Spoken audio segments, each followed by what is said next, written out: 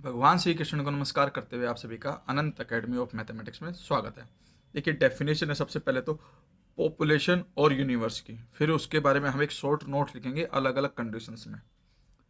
In statistics, population is an aggregate of objects animate और inanimate under study.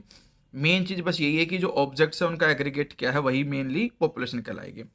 A population containing a finite number of objects or items is known as finite population।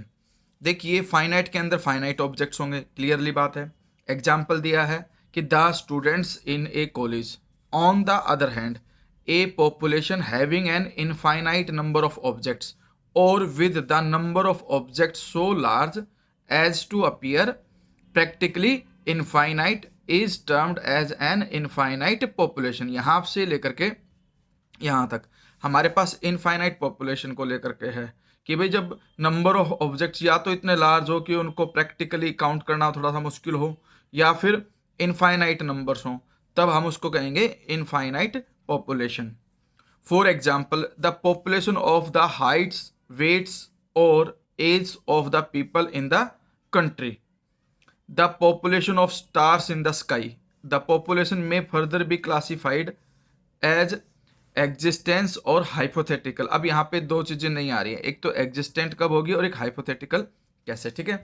A population consisting of concrete objects is known as existent population। देखिए यहाँ से अब एक नई आई definition. A population consisting of concrete objects is known as existent population. For example, the population of books in a library.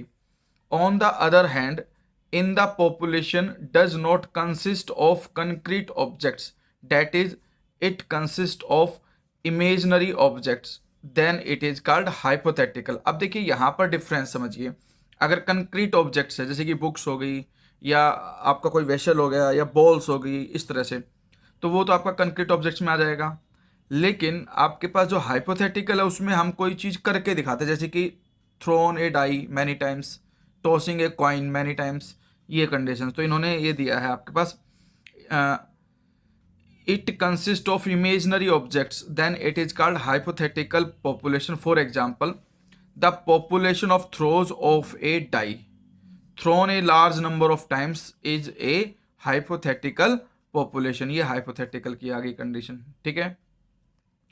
फिर a finite subset of statistical individuals in A population is called a sample. यानी कि एक finite subset होता है, तो वो तो आपके पास आ जाएगा sample. And the number of individuals in a sample is called the sample size. यानी कि जो सबसेट हमने लिया उसमें नंबर ऑफ इंडिविजुअल्स कितने हैं सैंपल के अंदर, वो उसका सैंपल साइज कहलाएगा। भाई उसमें 10 है, 20 है, 30 है, etcetera. For the purpose of determining population characteristics, instead of enumerating the entire population, the individuals in the sample only are observed। तो जो हम सैंपल के अंदर कंडीशंस लेते हैं वो उनके कुछ करेक्टरिस्टिक्स होते हैं, उसके आधार पे हम उनको कलेक्ट करते हैं। Then the sample characteristics are utilized to approximately determine or estimate the population। तो यहाँ पर ये आपको लास्ट में इतना लिखने की जरूरत भी नहीं है, सिर्फ सैंपल साइज तक भी लिख दोगे, नोट तो काफ़ी काम चल जाएगा आपका, ठीक है।